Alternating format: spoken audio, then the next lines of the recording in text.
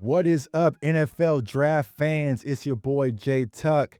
And today I got a real special treat, and I'm gonna be completely transparent with y'all, man. Y'all been following my draft content for the past 5 years.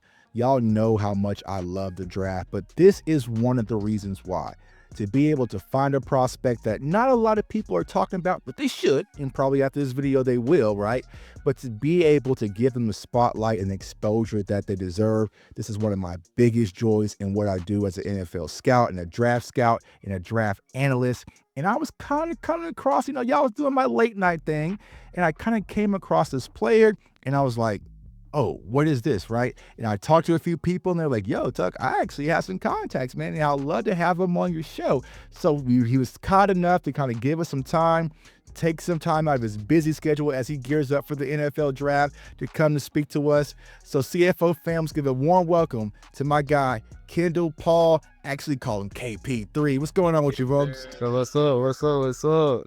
Man, bro, I'm chilling, man. I'm chilling, bro. And like I said, man, when I got a hold of your film, I was like, oh, okay, we found something, man. Because, that's what I do, man. I coin myself as the draft wizard and kind of find these little gems, little nuggets, right? And you are definitely one that got me jumping out of my seat, man. Where we start, man, you actually from Dallas, Texas. This is primary Cowboys channel, man. So tell us a little bit, like, how did you get into playing football? Who's one of your biggest inspirations? I say who got me with football, like my parents, like growing up in Dallas, they just kept me busy with sports. So I say at the age of 3, that's when I first started playing sports. Actually, my first sport was soccer. Yeah. But later that year, I started playing football. My dad was my coach, my first ever coach on flag. And I started playing in basketball and I ran track.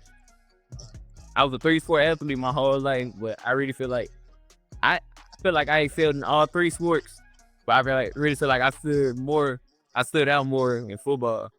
So that was just my biggest inspiration. I say it's just my family, 'cause they just been supporting me all my life, just like putting me on the best teams, going against like the best competition, just like so they can see which sport like I will choose at the end. Just so that's my inspiration, my family.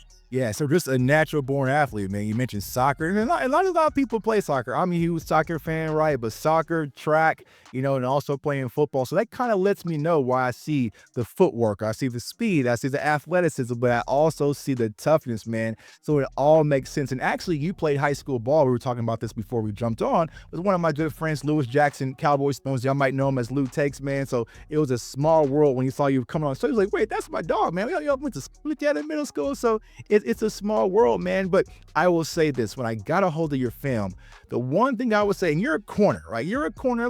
Sometimes corners, like my roommate was a corner. He was a pretty boy. But you're not a pretty boy, dog. You like to tackle, like you are in the trenches, man. So where does that come from? Your ability to want to get in the trenches, get in the backfield, and be disruptive, especially as a cornerback. Yeah, I said that come from just literally like being younger. My dad just always told me, "You're never gonna be the biggest athlete, so you gotta have something to offset that." And he said, "You just gotta bring your substance." He said, "So you gotta be tough and be one of the fastest out there." So I just say that's my game now. Just it's always like you gotta bring it.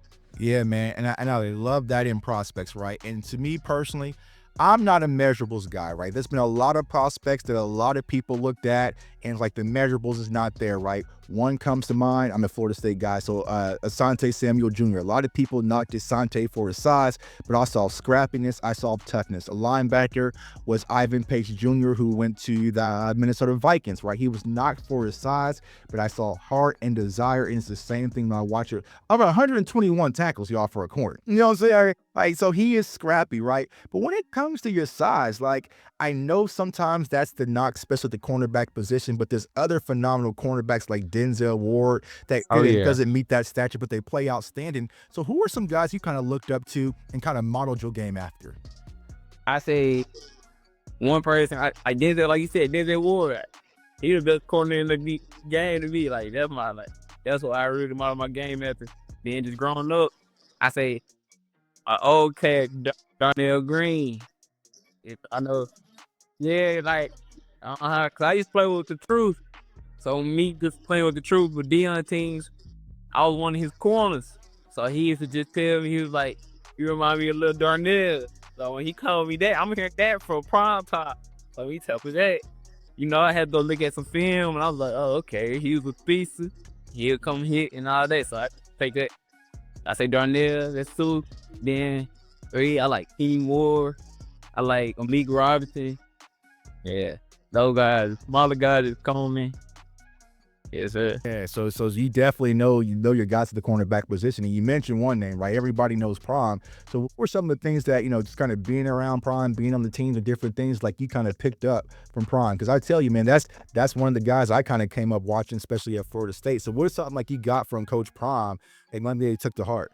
One thing I got to become confident. You're like at the cornerback position, you got to be out there and think you're the best on the field.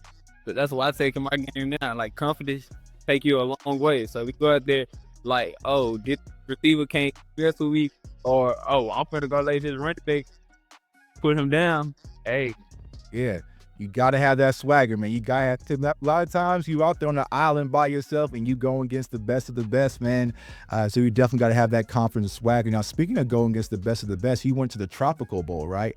And got that invite. So what was that experience like for you? and I love being, and I'm really grateful for having that experience because like coming from a smaller D1, I got the opportunity to throw scouts that it don't matter what level I'm on, like you gonna get the same KP everywhere. Like it's a big time school, it don't matter. I really love the experience to show that it's not no fluke. It's not just no, oh, he just good in the low ball. Like I can play with the best of them, best of them.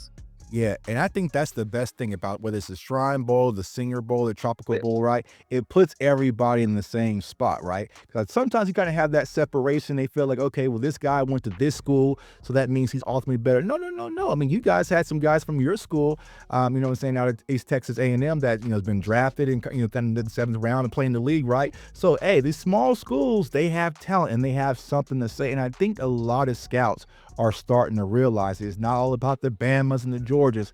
There is talent all over the world. He's got to be able to work. But I think that once you kind of see everyone lined up accordingly, say, all right, you don't see much separation, and these small school guys can definitely hold their own. Now, some of the film that I had was versus Grambling. I think UC Davis. I think UC Davis, he had like 11 tackles. Like, no, bro, was that game personal or something, dog? Because it felt like you was just all in the backfield. I was like, man, what did they do? Like, is this? Who I know personally, like I went to every game like a chip on my shoulder. But it was just like those two games, those were some big type of games. UC Davis, I really feel like my coach, my DC, he put me in the right position to make the plays. It's just on me to make them, you know. And Grambling, like the Grambling game, like you said, like what really filled me up that game, like I'm gonna be honest, like before the game, like pre-game, they was talking a lot of noise too. And then I don't know, that just filled me up. Like I like talking noise, that filled me up. Start like proving people wrong. So I was just going. They telling me, "Oh, through you nothing. Like we coming at you all game." And I didn't really believe it. Not really believe it, but they did. They had to show them. I'm not the one to be playing with.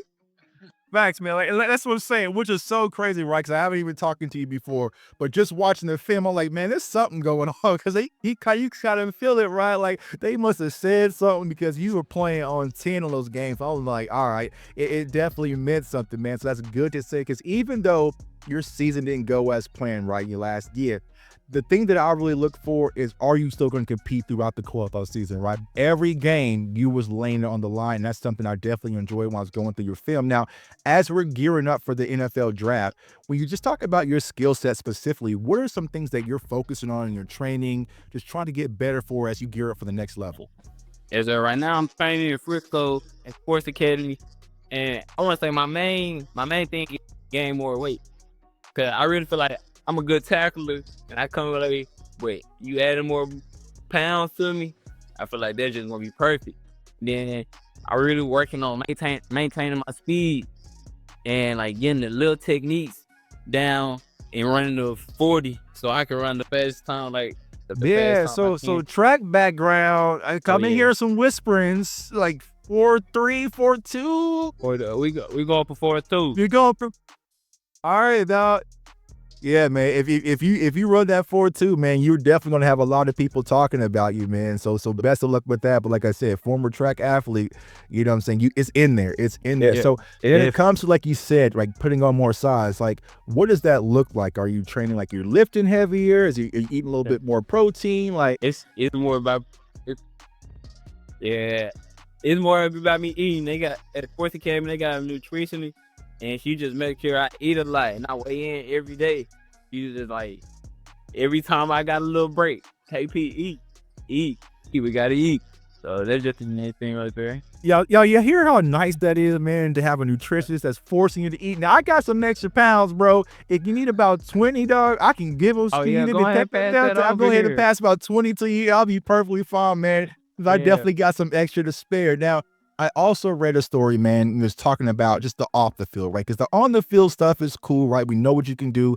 Phenomenal corner, talented, right? But the off the field, the man off the field is most important to me, right? And you talked about giving back to the community, helping out homeless shelters. So tell the people why that is important to you specifically. That's important to me because just growing up, my parents, they had me like even on the holidays, Thanksgiving, it was Christmas. We going back like on Thanksgiving we feed the homeless. Like we go to this convenience center, we feed the homeless that come that don't have any food. So just putting a smile on their face, just put a big bow on mine. Like, and then for Christmas, we had like when we was younger, went to like a toy drive. My mom had a toy drive with her organization, and we would just give toys back to the less privileged that don't have a big Christmas. And that put a lot of smile on people's faces. Yeah, and then like now, like I got a big cousin. Like he played basketball overseas. He got a little organization now where on Christmas he feed like the homeless, less fortunate, and I really like that. So I would just I want to continue doing that too. It's great, man. Never lose that. Never lose that, man. I work with so many athletes from Des Bryant to Micah Parsons. List goes on. And the main thing they're always focusing on is being able to give back, right? Because not everyone has the best situations, right? But sometimes you use your platform and some of your blessings to bless others. So make sure you always put that at the forefront, man. So that's good to hear. Now, I got a question to ask you, dog. You know what I'm saying? Like I said, we're a Cowboys channel. How did you grow up in Dallas, dog, and become a Steelers fan? Like, how did that happen? Like, do you know, like, it's probably before your time, right? Before the Cowboys and Eagles, it was Cowboys, Steelers. Like, we was the rivalry. So how did you grow up being a Steelers fan, living in Dallas and growing up in Dallas? All right, what I can say is, like, my whole family, like, my immediate family, say all Cowboy fans. So when I was younger, like, I'm going back to when I was younger, all the Super Bowl parties used to be at my godfather's house. And his family is the biggest Steelers fan. Like, they're the biggest Steelers fan I know. So we just going. And like you saying, like, when I was younger, the Cowboys weren't doing no winning. Yeah, they weren't doing no winning. I was like, I'm going to Super Bowl parties. I'm seeing the Steelers. And growing up, Troy Polamalu was one of my favorite players. Like I modeled my game after him. I think that's little where I got my aggression from. Like just watching his film stuff. Like Troy Polamalu, a dog for real. And I like Mike Tomlin, his coach. So that's how I became a Steelers fan. But hey, I'm happy with any team. Any team, man. Any team. Well, here's the truth, bro. I can't knock it because I always feel like I'm a Steelers fan in the Cowboys body. But see, I was one of the people who kind of picked the Cowboys and I've been stuck with it. And like you said, I ain't seen much winning either. You know what I'm saying?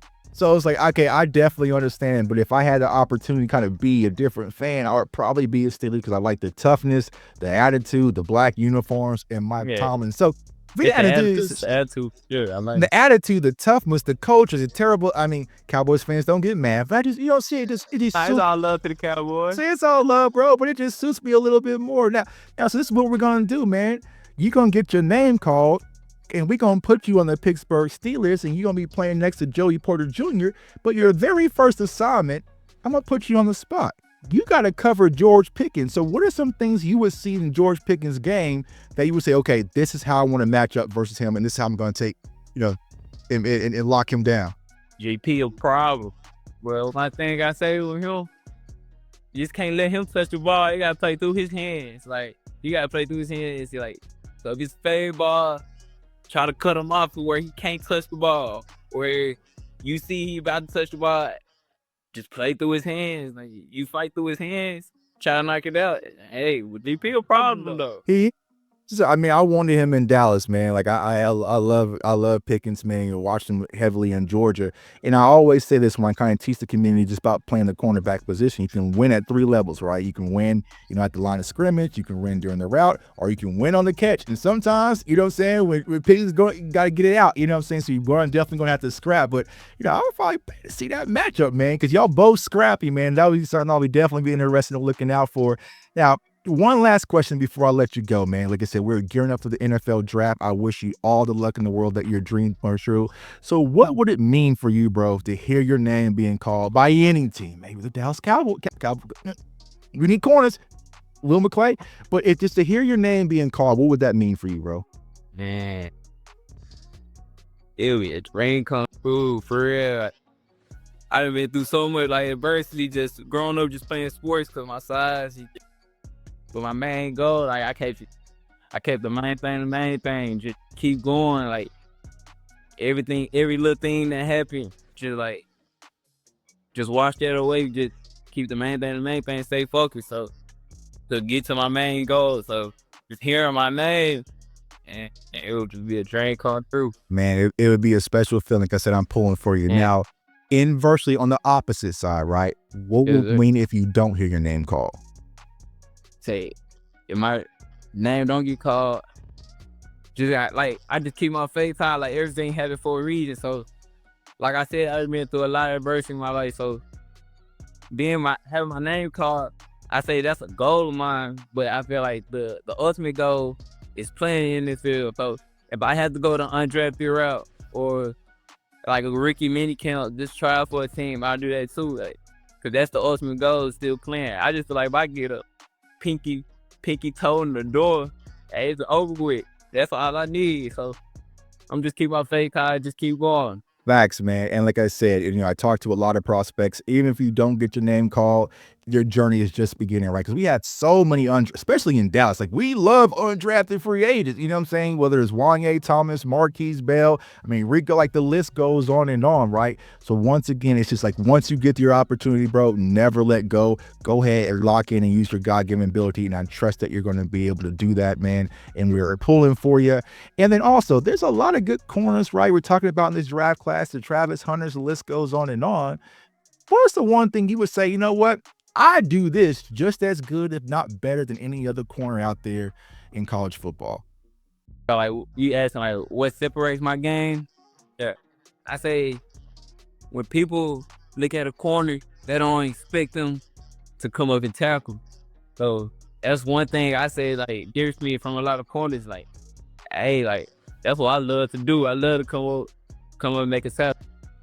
So I say that's like a difference making in my games. Fearless, like I said, because a lot of corners don't like to tackle, especially when you got Derrick Henry coming out there, you know what I'm saying, Saquon coming out there. They don't want no problems, man, but you definitely don't dodge the smoke. And then last question before I let you go, because I know you're extremely busy. It's game day. You walking out there to that NFL tunnel. I got to know, what does KP3 have in his headphones when to be in that field, man? You team Kendrick, you team Drake. What you listening to, dog? What you listening to? I'm gonna go a different route. I'm gonna go on the new Dallas. It's like it's Dallas rappers up and coming, like my brothers, like Z the Wizard, Head Honcho Mary. I got that Dallas swag. Go, it's time to swing. You know what I'm saying? Okay. So yeah, that's what's up, man. That's what's up. I mean, I came under old Dallas swag, like Tum Tum, Big Tuck. You know what I'm saying? Those are my dudes, man. So I definitely love that sound is coming back, because they're saying DSR, that total time sound. So hopefully you are coming out the tunnel. Listen to some Dallas swag in a Dallas Cowboys uniform, man. That is my goal. That's what we're doing for you, bro. But be okay, B, bro. We appreciate you. Thanks for coming on, spending time with us. For everyone who's seen you for the first time, let them know where they can find you. You can find me on Instagram at la.kp3, on Twitter, KPDAGOH_. All right, man. Definitely give my guy a follow. Let's follow his Yes, sir. journey, y'all, and wish him the best of luck. Best of luck on draft day, and we are pulling for you. Yes, Cowboys sir. fans, y'all know the deal. Follow the channel, subscribe to the channel. We got a lot more prospects to talk to, a lot more interview, a lot more film sessions as well. We're probably gonna do a KP3 film session coming soon because I know y'all gonna be like, all right, Tuck, let me see it. Let me see it in action. But trust me, y'all. I set up in my chair. There's a lot of times when I watch draft prospects, I'm going through film, I'm kind of in here just, and I said, oh, what do we have here, man? 'Cause like I said, he's fearless, he's tough, he's tenacious, and he doesn't back down, man. So we appreciate you guys. Subscribe to the channel. If you love draft content, you're in the right spot. We want everyone to stay safe, stay blessed, stay encouraged, and draft season's officially here. Peace. Yes, sir.